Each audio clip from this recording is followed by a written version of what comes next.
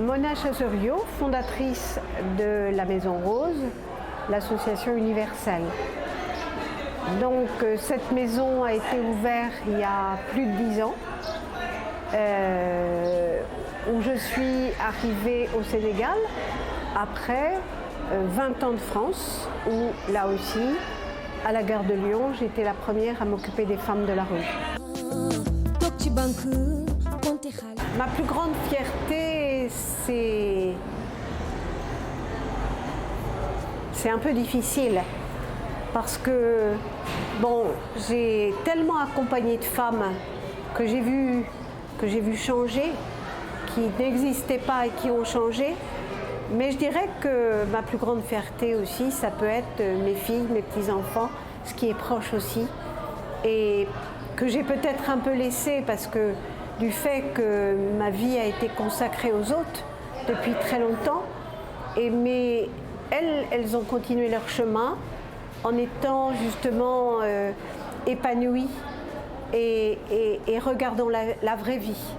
Donc c'est ça aussi, ma plus grande fierté, c'est aussi mes enfants et petits-enfants et tous ceux que j'ai accompagnés, parce que c'est vrai que j'en ai des enfants, si je devais compter, j'en ai beaucoup.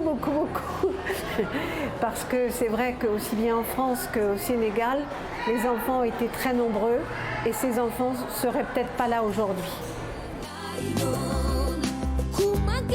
La femme de ma vie, c'est Simone Veil parce que elle a été très présente quand j'ai commencé Cœur de Femme en France, parce qu'elle se sentait vraiment proche de ces femmes, parce que toute sa jeunesse, avec les camps de concentration, elle a déjà connu cette souffrance.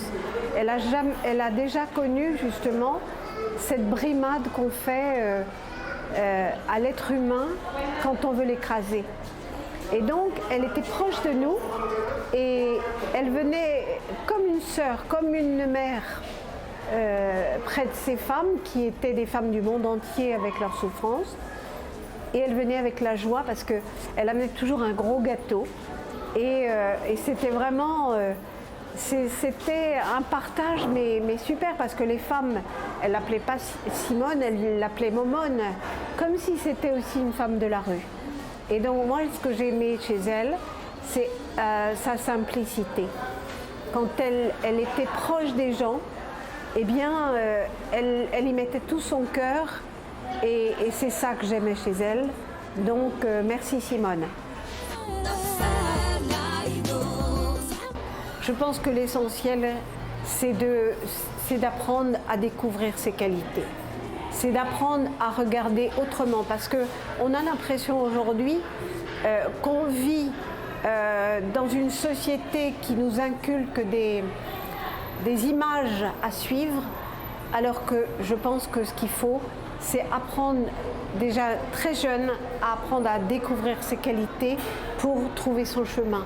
C'est pas suivre les autres, c'est pas être dans le groupe toujours, mais c'est d'être dans sa spécificité, dans les qualités qu'on a reçues pour pouvoir s'épanouir dans un métier et faire une œuvre qui est bien.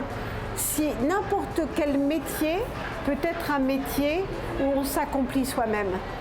Donc voilà, puis moi ce que je leur dirais, c'est ouvrez votre regard autrement.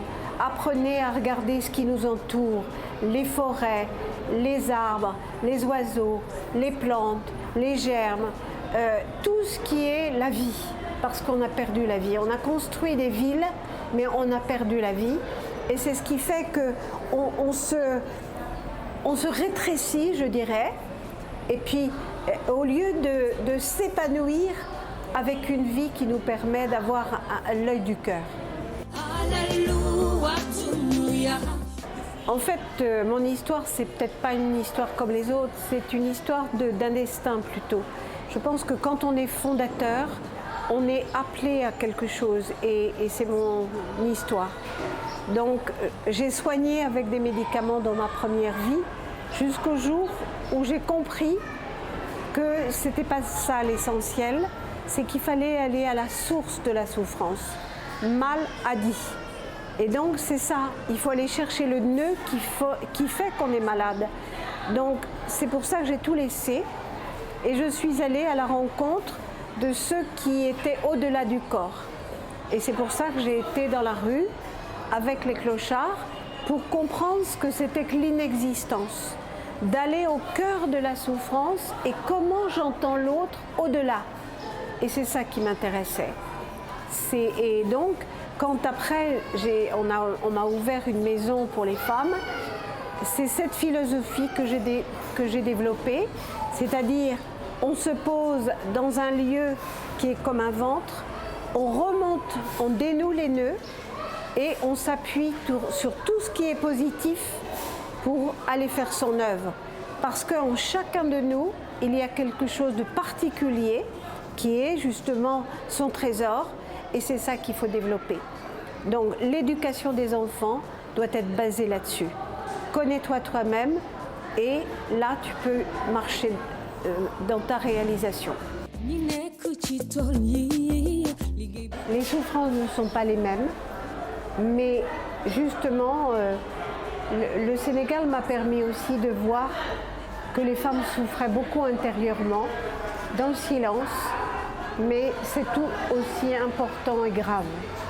Donc je pense que le travail qui est fait dans cette maison est important parce qu'il permet de transformer toute la souffrance qu'on a vécue depuis l'enfance, toutes les difficultés, tous les non-dits, toutes les violences qu'on a reçues en vie. Et donc c'est pour ça que ce lieu est un lieu extrêmement important.